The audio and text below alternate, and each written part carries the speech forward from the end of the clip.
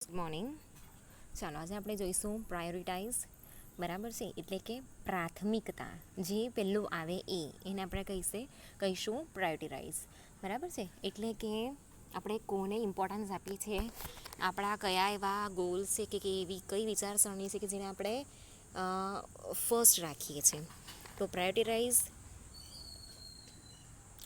Priorities are a tool for productivity in the same way as a compass is a tool for navigation. તો અહીંયા જે priorities છે, બરાબર છે, એ productivity માટે એ બહુ જરૂરી ટૂલ છે. જેવી રીતે આપણે દરિયામાં કેવું જઈએ ત્યારે કંપાસ જે છે, હોકાયંત્ર જેને આપણે કહીએ છીએ, બરાબર, એ નેવિગેશન માટે કેવું ઇમ્પોર્ટન્ટ છે. બરાબર છે, એનાથી આપણને નેવિગેશન મળે છે કે દિશા મળે છે કે હા આ દિશા આ તરફ છે, આ દિશા આ તરફ છે. બરાબર છે, એવી જ રીતે જે પ્રાયોરિટીઝ છે, બરાબર, એ પ્રોડક્ટિવિટી માટે બહુ જરૂરી છે. તો અહીંયા કેવું છે કે જે પ્રાયોરિટીઝ છે પ્રોડક્ટિવિટી માટે એક કંપાસનું કામ કરે છે. બરાબર છે, if you don't know where you want to go it serves no purpose. બરાબર છે, હવે જ્યારે તમારી પાસે કંપાસ છે, બરાબર છે, પણ તમને ખબર નથી કે તમારે ક્યાં જવું છે, બરાબર છે, તો એનો યુઝ કરવાનો અહીંયા કોઈ જ પર્પઝ છે નહીં. બરાબર છે, તો people date have a clear sense of purpose and clear goals will automatically prioritize in line with the outcomes they seek. તો અહીંયા જે લોકો છે ને પોતાના લાઈફનો પર્પઝ શું છે, બરાબર, પોતાના ગોલ્સ શું છે, એ શું કરવા માંગે છે, બરાબર છે, એ બધી વસ્તુ એ લોકોના માઇન્ડમાં જ્યારે સેટ હશે, બરાબર છે, ત્યારે ઓટોમેટિક અહીંયા જે પ્રાયોરિટીઝ છે, બરાબર, એ લોકોની લાઇનમાં બની જશે. ઓકે, એક લાઇનમાં બધી વસ્તુ આવતી હશે. ચાલો હવે પ્રાયોરિટીઝનું તમને એક એક્ઝામ્પલ આપું. તમારા માટે સૌથી વધારે પ્રાયોરિટી આપણે કોને આપતા હોઈએ લાઈફમાં? તો આપણું ફેમિલી, બરાબર, આપણા મમ્મી પપ્પા, આપણા ભાઈ બહેન હોય એ, બરાબર છે, એના પછી આપણા ફ્રેન્ડ્સ આવતા હોય, બરાબર છે, ફ્રેન્ડમાં બી અમુક એવા ફ્રેન્ડ હોય કે જે બહુ સારા ફ્રેન્ડ હોય તો આપણે એને પ્રાયોરિટીઝ વધારે આપીએ. ઓકે, તો એવી રીતે જે પ્રાયોરિટી છે, ઓકે, તો એવી રીતે આપણે જેને મહત્ત્વ વધારે આપતા હોઈએ ને, બરાબર, એની સાથે આપણે વધારે રહેતા હોય, જેની સાથે આપણને ફાવતું હોય, ગમતું હોય, આપણા જેવા સેમ હોય, આપણા જેવા સેમ નેચરના હોય, એને આપણે પ્રાયોરિટીઝ વધારે આપીએ છીએ. બરાબર છે, એટલે જ્યારે આપણે લાઈફ માટેના ગોલ્સ, પર્પઝ, એ બધી વસ્તુ આપણને ખબર હોય ને, બરાબર છે, તો આપણે છે ને ઓટોમેટિક બધી વસ્તુને પ્રાયોરિટી આપવા માંડીએ. બરાબર, પ્રાયોરિટી વાઇઝ એને ગોઠવવા માંડીએ અને પછી એના જે પણ આઉટકમ્સ આવવાના હોય, બરાબર છે, એ પ્રમાણે બધાને આપણે પ્રાયોરિટી આપતા હોઈએ. But privatisation can still be useful for catching those important things that need to be done but perhaps you don't want to do. Prioritizing is essential to make conscious choices. તો અહીંયા જ્યારે પ્રાયોરિટીઝને આપણે મહત્ત્વ આપતા હોઈએ, બરાબર છે, તો અહીંયા છે ને કોન્શિયસ ચોઇસીસ બી કરવી પડે. કેમ કે જ્યારે આપણે પ્રાયોરિટી વાઇઝ બધાને ગોઠવવાના છે, બરાબર ને, એક કામ એવું છે કે જે બહુ ઇમ્પોર્ટન્ટ નથી ને આપણે એને મહત્ત્વ વધારે આપતા હોઈએ, બરાબર ને, એક કામ એવું છે કે જે આપણે કાલે કે 2-3 દિવસમાં જ પૂરું કરવાનું છે ને એના તરફ ધ્યાન નથી આપતા, બરાબર છે, તો એ બધી વસ્તુનું અહીંયા કંઈ મહત્ત્વ નથી. એટલે અહીંયા કોન્શિયસ ચોઇસીસ કરવાની છે, બરાબર છે. All the projects, especially large and complex, need clear priorities. બરાબર, હવે અહીંયા કેવું છે કે અહીંયા મોટા પ્રોજેક્ટ હોય, લાર્જ પ્રોજેક્ટ હોય, બરાબર, જે બહુ કોમ્પ્લેક્સ હોય, જે બહુ લાંબા સમય સુધી ચાલવાના હોય, તો અહીંયા જે પ્રાયોરિટીઝ છે એ ક્લિયર હોવી જરૂરી છે. તો you can expect even well plan technical projects to involve large orders, reprioritisation and regular appearance of surprises.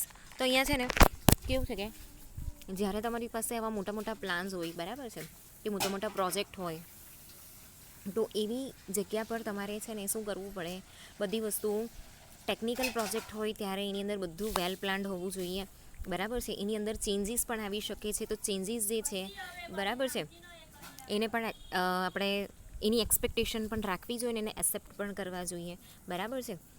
પછી એને રીપ્રાયોરિટાઇઝેશન કરવું પડે, એને ફરીથી આપણે અરેન્જ બી કરવા પડે, બરાબર છે, જે ગોલ્સ છે એને રીઅરેન્જ બી કરવા પડે, બરાબર છે. હવે અહીંયા કેવું છે કે કેટલીક વસ્તુ જે છે અહીંયા સરપ્રાઇઝિંગલી બી બધું થઈ જાય છે. કોઈ પ્રોબ્લેમ આવી જાય માની લો, બરાબર છે, કે કોઈ બેરિયર આવી જાય, બરાબર છે, કોઈ સારી વસ્તુ બી થાય. એવું નથી કે બેરિયર જ આવે કે પ્રોબ્લેમ જ ઊભો થાય, કોઈ સારી વસ્તુ બી થઈ જાય. એટલે એવા સરપ્રાઇઝીસ છે, એનાથી બી આપણે એના માટે બી આપણે રેડી રહેવું જોઈએ. તો knowing well how to prioritise your work affect the success of your project. બરાબર છે. એટલે અહીંયા આપણે કઈ વસ્તુને પ્રાયોરિટીઝ આપવાની છે એ તમને ખબર હોવી જોઈએ. બરાબર, એનાથી તમે સારી રીતે કામ કરી શકો અને તમારું જે પ્રોજેક્ટ છે એને તમે સક્સેસ બનાવી શકો. The involvement of your team and your role as a leader. તો અહીંયા તમને એઝ અ લીડર પણ તમને એ બધી વસ્તુ ખબર હોવી જોઈએ. બરાબર છે, કેમ કે તમારી સાથે તમારા ટીમ મેમ્બર બી છે જે તમને ફોલો કરતા હોય. તો one of the biggest challenge of for project managers and leaders is accurately prioritizing the work that matters on daily basis. બરાબર, તો એવરી ડે તમારે પ્લાનિંગ કરવું પડે છે કે કઈ વસ્તુ જે છે અહીંયા અને એને પ્રાયોરિટી આપવાની છે, આજે કયું કામ કરવાનું છે. બરાબર, એવી રીતે અહીંયા બધું પ્લાનિંગ કરવું પડે છે. તો આ જે વસ્તુ છે ને એક ચેલેન્જીસ જેવું છે. બરાબર, જેટલા બી પ્રોજેક્ટ મેનેજર હોય છે કે લીડર્સ હોય છે એ લોકો માટે બધી વસ્તુ જે છે એ ચેલેન્જ જેવું હોય છે. તો હવે અહીંયા છે ને 6 સ્ટેપ્સ આપેલા છે પ્રાયોરિટીઝ જે છે, બરાબર છે, એને હેન્ડલ કરવા માટે. તેમાં પહેલું છે collect the list of all task. તો આપણે પહેલાં શું કરવાનું છે કે જે પ્રોજેક્ટની અંદર જેટલા બી ટાસ્ક કરવાના છે એ બધાને કલેક્ટ કરવાના છે. એને ડેઇલી બેઝિસ પર બી આપણે એને ડિવાઈડ કરવાના છે. હવે માની લો કે 6 મહિનાની અંદર પૂરો કરવાનો છે એ પ્રોજેક્ટ, બરાબર છે. તો આપણે અહીંયા શું કરી શકીએ કે એને દિવસ વાઇઝ આપણે વેચી દેતા હોઈએ. બરાબર, કે દિવસના આટલા જે કોમોડિટી છે એનું તો પ્રોડક્શન તો થવું જોઈએ. બરાબર છે. તો એવી રીતે આપણે બધા વસ્તુને ડિવાઈડ કરવાનું છે. એવરી ડેનું પણ પ્લાનિંગ કરવાનું છે. એટલે સવારે કેવું ઓફિસમાં જઈએ ને એટલે પહેલાં પ્લાનિંગ કરવામાં આવે કે આજે આપણે આ ટાસ્ક જે છે એ કમ્પ્લીટ કરવાનો છે. તો pull together everything you could possibly consider getting done in given period. તો જેટલું પણ ટાઈમ પીરિયડ છે એની અંદર તમારે કેટલું વર્ક કરવાનું છે એ હિસાબે અહીંયા તમારે ડેઇલીના ટાસ્ક જે છે એ ડિસાઇડ કરવાના છે. બરાબર, એના પછી છે identify urgent and important task. હવે એની અંદર જેટલા બી ટાસ્ક છે ને એની અંદરથી તમારે આઈડેન્ટિફાઈ કરવાનું છે કે કયો ટાસ્ક જે છે વધારે ઇમ્પોર્ટન્ટ છે, કયો ઓછો ઇમ્પોર્ટન્ટ છે, અને પછી બધાને લાઇનસર તમારે ગોઠવવાના છે. બરાબર છે. તો the next step is to see if you have any task that requires immediate attention. We are talking about work that if not complete at the end of the day or in the next several hours will have serious negative consequences. એટલે અહીંયા કેવા સ્ટેપ્સની વાત કરવામાં આવી છે કે એ દિવસની અંદર આપણે આજે કમ્પ્લીટ જ કરી દેવાનો છે. તો એવી વસ્તુ પર વધારે ધ્યાન આપો કે એવા ટાસ્ક પર વધારે ધ્યાન આપો કે જે ઇમિડિયેટ અટેન્શન આપો એના પર, કે જે ઇમિડિયેટ પૂરો કરવાનો હોય. બરાબર છે. એટલે માની લો કે દિવસના એન્ડ સુધીમાં આપણે એ ટાસ્ક જે છે એ પૂરો કરી જ દેવાનો છે. બરાબર, કે અમુક કલાકની અંદર એ ટાસ્ક પૂરી કરીને આપણે આપી જ દેવાનું છે.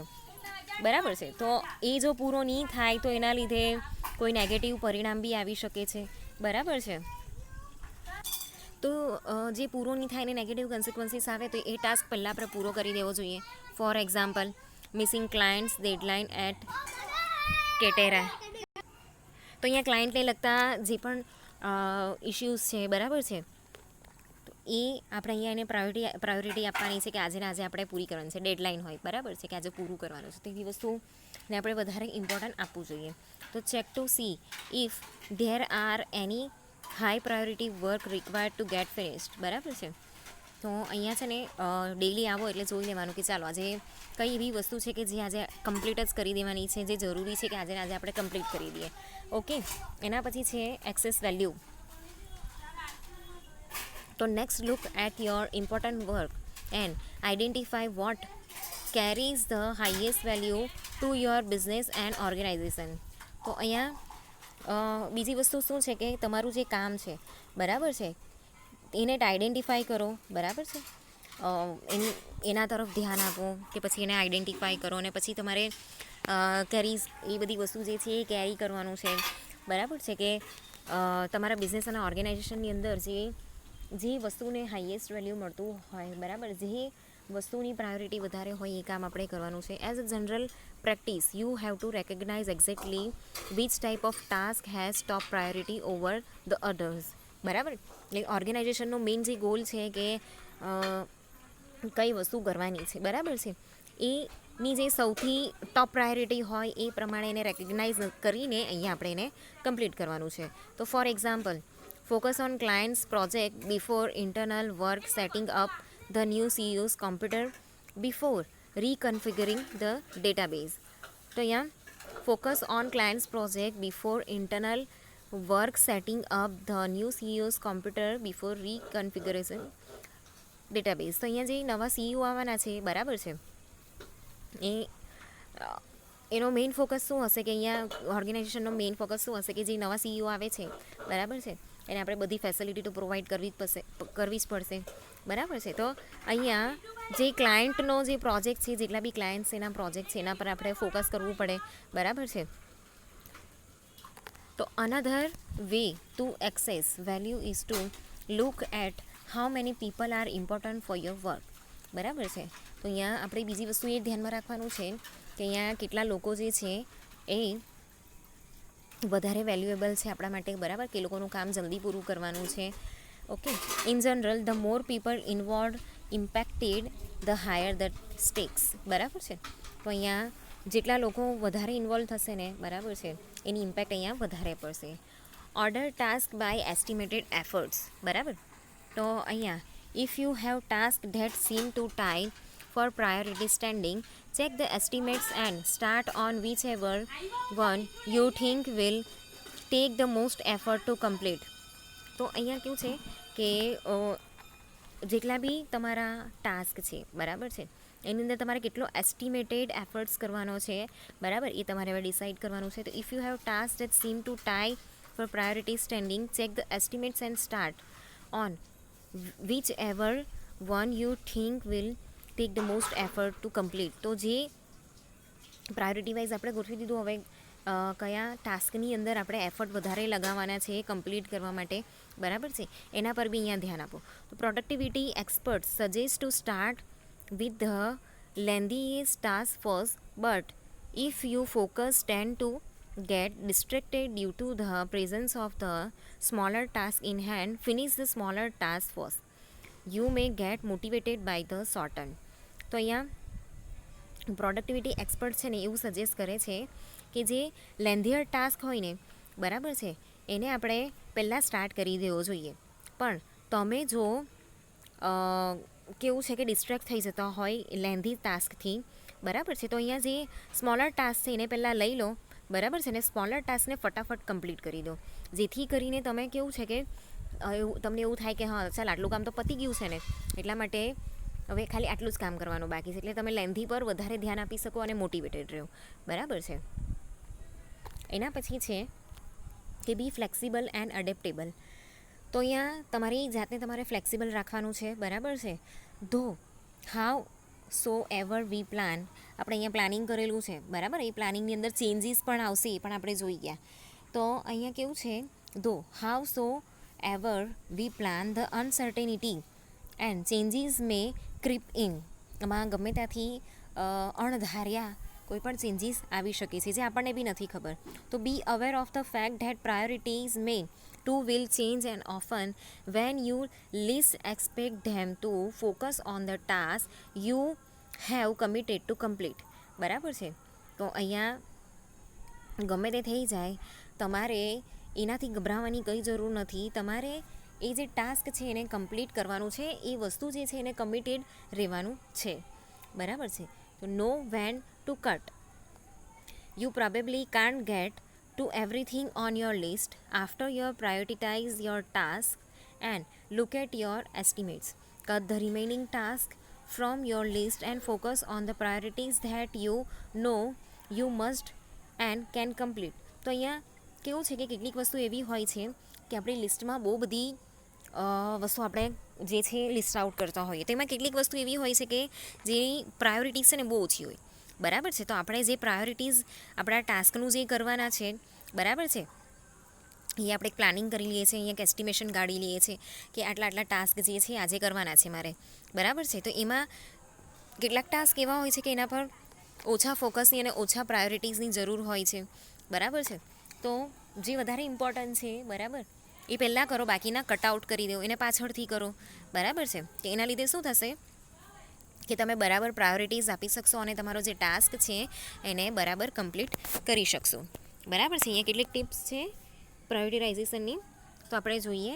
Manage your time, energy and resources carefully. તો અહીંયા તમારી જે ટાઈમ, એનર્જી છે અને રિસોર્સિસ છે એને બરાબર મેનેજ કરતાં શીખો, બરાબર. Know exactly how you are spending your time in other resources, બરાબર છે. અહીંયા એટલી વસ્તુનું ધ્યાન રાખો કે તમે તમારા રિસોર્સિસ છે એની પાછળ કેવી રીતે ટાઈમ જે છે એને સ્પેન્ડ કરો છો અને ડિવાઈડ કરો છો. Prepare for success by investing the future. અહીંયા કેવું છે કે તમારે તમારો આખો પ્રેઝન્ટ બી અહીંયા ઇન્વેસ્ટ થાય છે, તમારું ફ્યુચર બી અહીંયા ઇન્વેસ્ટ થાય છે. એટલે એ બધી વસ્તુ માટે પ્રિપરેશન રાખો કે તમે એનાથી સક્સેસ મેળવી શકો. Spend more time with those who bring you joy, બરાબર છે. તો એવા નેગેટિવ લોકો સાથે તમારે નથી રહેવાનું, પણ પોઝિટિવ લોકો સાથે રહેવું જે તમને હેલ્પ કરે, બરાબર છે, જેની સાથે તમને કામ કરવાની મજા આવતી હોય.